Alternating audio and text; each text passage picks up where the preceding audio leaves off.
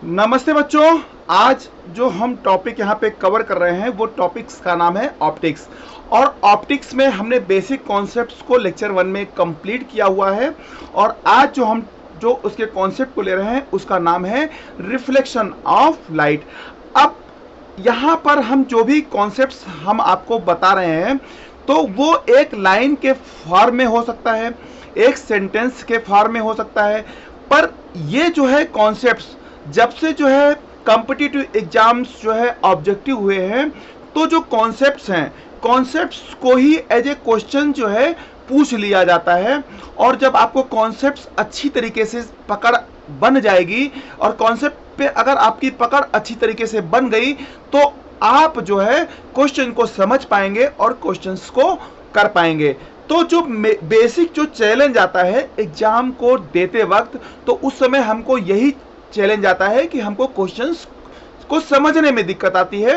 और क्वेश्चन समझने में दिक्कत इसलिए आती है कि जो हमारे कॉन्सेप्ट्स हैं, कॉन्सेप्ट्स जो फंडामेंटली कॉन्सेप्ट्स हैं वो हमारे इतने अच्छे नहीं होते हैं कि हम जो है उन क्वेश्चंस को समझ पाएं। क्योंकि जब हमको जो कॉन्सेप्ट समझ में आते हैं तो हम उसको क्वेश्चन के साथ में रिलेट कर पाते हैं। और जब हम क्वेश्चन के साथ रिलेट कर पाते हैं तो हम जो है परफेक्ट आंसर जो है दे पाते हैं। तो अब यहाँ पर जो हम आपको बता रहे हैं, जो हमारी ये सीरीज जो हम आपके लिए लेके आए हैं, तो इस सीरीज में हमारा एम क्या है कि हम आपको कॉन्सेप्ट के बेसिस पे इतना स्ट्रांग बना दें कि आप जब क्वेश्चन आपके एग्जाम में आए तो आप उन क्वेश्चंस को आसानी से समझ पाएं। और जब क्वेश्चंस को आप आसानी से समझ पाते हैं तो उनके आंसर को भी आप आसानी से जो है दे पाते हैं। तो यहाँ पर जो है कॉन्सेप्ट्स की बात होगी, फार्मूलाज की बात होगी और उनके बेस्ड जो है न्यूमेरिकल की बात होगी। अब यहाँ पर आपका वर्क क्या है कि आपको ये जो कॉन्सेप्ट्स हैं, इस कॉन्सेप्ट्स को एक बार आपको नहीं सुनना है, आपको मल्टीपल टाइम्स इन कॉन्सेप्ट्स को सुनना है। एक्चुअली जो स्टडी का जो कॉन्सेप्ट होता है, जो पढ़ाई का कॉन्सेप्ट होता है, इसमें जो है रिपीटिशन, अगर हम कोई चीज रिपीट करते रहते हैं तो वो हमारे ब्रेन के सब कॉन्शियस पार्ट में चली जाती है।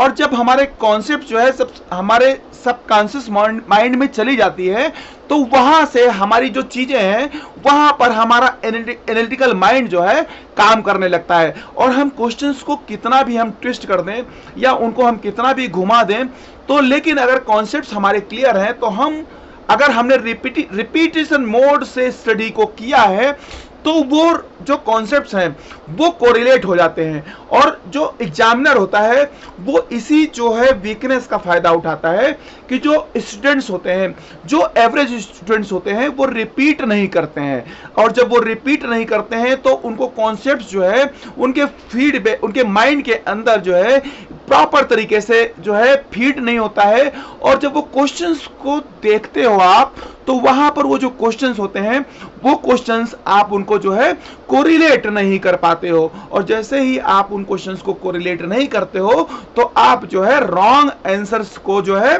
दे देते हो। तो इस तरीके से जो है आपको क्या करना है, आपको जो है अपने ब्रेन में इन कॉन्सेप्ट्स को बार बार रिपीट करना है।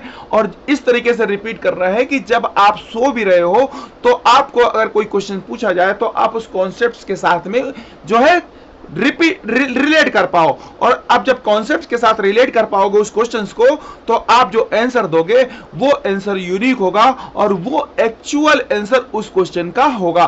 तो आज जो टॉपिक हम कवर कर रहे हैं वो ऑप्टिक्स का है, रिफ्लेक्शन। और रिफ्लेक्शन ऑफ लाइट को हमको ये समझना है। तो अब इसको हम कैसे डिफाइन करेंगे, यहां से हम बात शुरू करते हैं कि रिफ्लेक्शन ऑफ लाइट को हम कैसे डिफाइन करेंगे। अब कैसे हमने इसको जो है इनिशियल क्लास में डिफाइन किया हुआ है।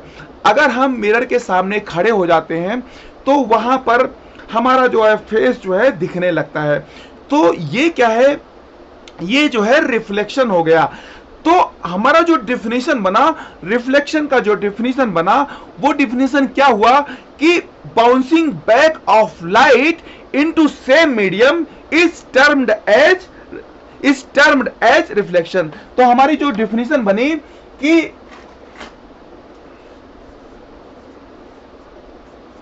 reflection of light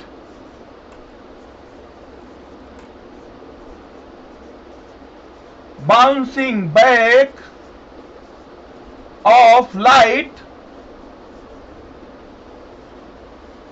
into same medium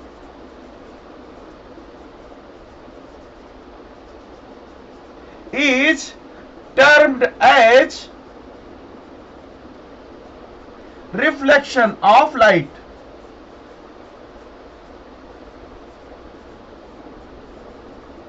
तो ये जो डिफिनीशन है, डिफिनीशन क्या कह रही है कि bouncing back of light into same medium is termed as reflection of light. तो ये हमारी जो है रिफ्लेक्शन ऑफ लाइट की डिफिनीशन हो गई।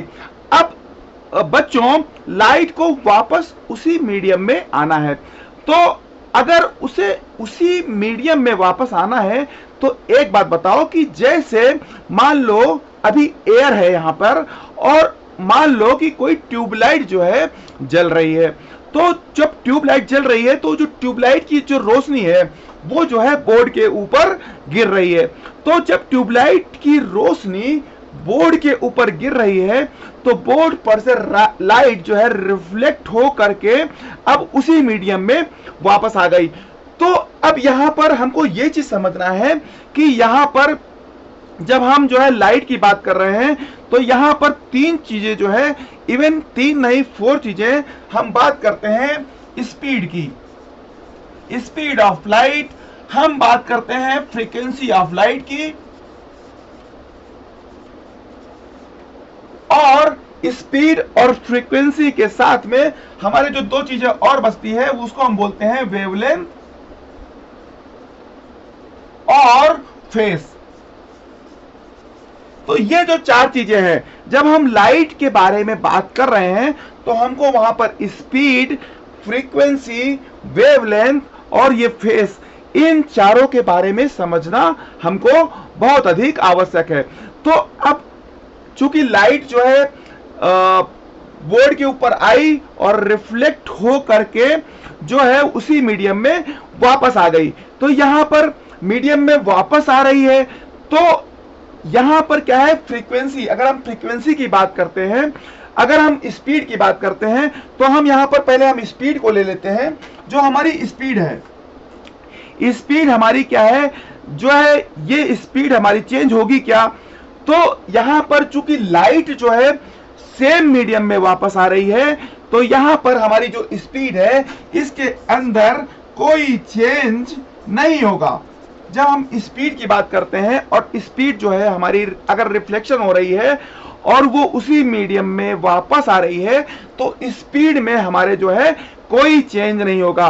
तो अब यहां पर हमने देख लिया कि स्पीड की जो लाइट की जो स्पीड है उसमें जो है कोई चेंज नहीं हो रहा है। अब अगर हम फ्रीक्वेंसी की बात करें कि फ्रीक्वेंसी जो है चेंज होगी क्या, अगर ये क्वेश्चन बनता है कि हमारी जो फ्रीक्वेंसी है लाइट की वो चेंज होगी क्या, तो फ्रीक्वेंसी जो है, अगर फ्रीक्वेंसी की बात करें तो फ्रीक्वेंसी जो है चेंज नहीं होगी। मान लो बोर्ड पर, ये बोर्ड है हमारा और बोर्ड के ऊपर एक सेकंड में हम मान लेते हैं कि 100 फोटान जो है इसके ऊपर जो है फॉल हो रहे हैं। आप फोटान को ऐसे इमेजिन करो कि वो एक जो है बॉल है, क्रिकेट की बॉल मान लो, वो बॉल जो है बोर्ड के ऊपर जो है फॉल हो रहे हैं। तो जब 100 बॉल जो है हम बोर्ड के ऊपर फेंकेंगे तो जो है एक सेकंड में अगर 100 बॉल हम बोर्ड के ऊपर फेंकेंगे तो एक सेकंड में 100 बॉल तो बोर्ड के ऊपर आ रही है, पर ये रिफ्लेक्ट होके वापस जो है 100 बॉल एक सेकंड में जो है वापस जो है बोर्ड से बाहर आएगी। यानी हम जो है यहां पे कोरिलेट करते हैं कि हमने 100 बॉल को बोर्ड के ऊपर फेंका तो एक सेकंड में अगर हमने 100 बॉल को बोर्ड के ऊपर फेंक रहे हैं तो 100 बॉल ही जो है बोर्ड से वापस जो है आ रही है। तो हम ये देखते हैं कि यहां फ्रीक्वेंसी में भी जो है चेंज नहीं आएगा until and unless reflecting medium इस तरह से जो है काम कर रहा है कि वहां पर जो है डॉपलर इफेक्ट जो है ऑब्जर्व हो रहा है। अगर डॉपलर इफेक्ट्स ऑब्जर्व हो रहा है तो जो है हम यहां पर ये मान सकते हैं कि फ्रीक्वेंसी में चेंज नहीं आएगा। डॉपलर इफेक्ट्स क्या होता है, आपको हमने जो है प्रीवियस लेक्चर में बताया है कि जैसे जैसे जो है हम मूवमेंट करते हैं तो वहां पर जो है जो स्पीड जो है, लाइट की स्पीड है, उसके कारण हमको जो है चेंजेस मिलते हैं और उसको हम जो है डॉपलर इफेक्ट से जो है रिप्रेजेंट करते हैं। तो फिर यहां पर जो है हम देखते हैं कि हमारी स्पीड भी नहीं चेंज हो रही है, हमारी जो फ्रीक्वेंसी है, फ्रीक्वेंसी के अंदर भी जो है कोई चेंज नहीं आ रहा है। फ्रीक्वेंसी के अंदर हमारा कोई चेंज क्यों नहीं आ रहा है कि जितनी लाइट हमारी जो है बोर्ड के ऊपर आ रही है उतनी ही लाइट एक सेकंड में जो है बाहर भी जा रही है। तो हमने यहाँ पे देखा कि हमारी स्पीड भी चेंज नहीं हो रही है, हमारी जो है लाइट की फ्रीक्वेंसी भी चेंज नहीं हो रही है। तो लाइट और फ्रीक्वेंसी चेंज नहीं हो रही है। अगर हम वेवलेंथ की बात करते हैं तो वेवलेंथ के केस में क्या होगा कि जो हमारा जो फार्मूला होता है, फार्मूला हमारा क्या कहता है कि हमारी जो हमारा फार्मूला है स्पीड, स्पीड इक्वल टू क्या होता है, फ्रीक्वेंसी इनटू वेवलेंथ। हमारा ये फार्मूला होता है speed equal to frequency into wavelength. तो अगर हमारी स्पीड और जो फ्रीक्वेंसी है, अगर स्पीड और फ्रीक्वेंसी चेंज नहीं हो रही है तो हमारा जो वेवलेंथ है, वेवलेंथ भी हमारा जो है चेंज नहीं होगा। तो हमारा जो ये कंक्लूजन निकल के आया है कि स्पीड भी हमारी जो है लाइट की जो है फिक्स रहती है, फ्रीक्वेंसी भी फिक्स रहती है रिफ्लेक्शन के केस में, और जो वेवलेंथ है, वेवलेंथ भी जो है हमारी जो है फिक्स रहती है। अब जो चौथी बात करते हैं, हम जो है बात करते हैं फेस की। तो फेस बदलने का मीनिंग क्या होता है? अगर हम बात करते हैं कि फेस बदलने का मीनिंग क्या है, तो फेस बदलने का मीनिंग ये होता है कि जाते समय कोई लाइट अगर जा रही है तो अगर वो बोर्ड से जो है उसका क्रेस्ट टकरा रहा है, तो जब वो लौट रही है तो उससे जो है क्रेस्ट टकराएगा या फिर जो है उससे जो है ट्रफ टकराएगा। तो फेस चेंज होगा क्या? तो ये एक जो है हमारे लिए क्वेश्चन बन गया। तो अब समझ में आ गया हमको कि जब कोई जो है कॉन्सेप्चुअल क्वेश्चन है और एग्जाम अगर ऑब्जेक्टिव हो रहा है तो यहां पर ये सब चीजें जो है पूछी जा सकती हैं। तो हमको जो है ये सारी चीजें जो है अच्छी तरीके से पता होनी चाहिए। अब हम कहेंगे कि जो फेज चेंज है, अगर फेज चेंज की बात करें, अगर हम फेज चेंज की बात करते हैं तो अगर रिफ्लेक्शन डेंसर मीडियम में हो रहा है, अगर हमारी जो लाइट जो है वो डेंसर मीडियम में जा रही है यानी रिगिड बॉडी से हो रहा है, तो वहां पर क्या होगा कि जो है हम कहेंगे कि फेज जो है हमारा जो है चेंज हो सकता है। पर अगर रिफ्लेक्शन हमारा जो है रेयरर मीडियम में हो रहा है, रिफ्लेक्शन हमारा रेयरर मीडियम में हो रहा है, तब हम क्या कहेंगे कि जो फेज में है, फेज में जो है कोई चेंज नहीं होगा। तो अब हमको ये समझ में आ गया कि अगर जो है डेंसर मीडियम है, डेंसर मीडियम है तो वहां पर फेज चेंज होगा, और अगर रेयरर मीडियम है तो वहां पर फेज चेंज नहीं होगा।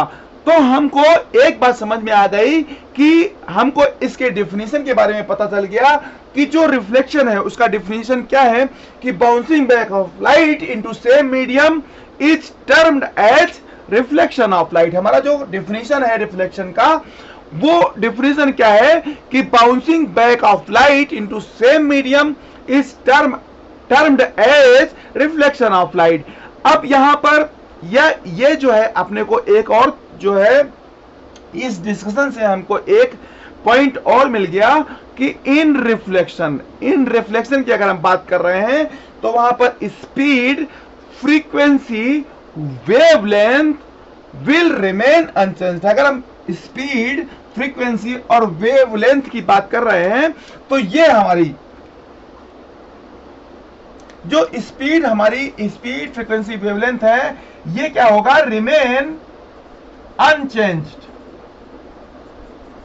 ये जो है हमारी जो है अनचेंज्ड रहेंगी। लेकिन अगर हम बात कर रहे हैं फेस की, फेस चेंज की बात कर रहे हैं, तो फेस चेंज हमारा जो है हो सकता है।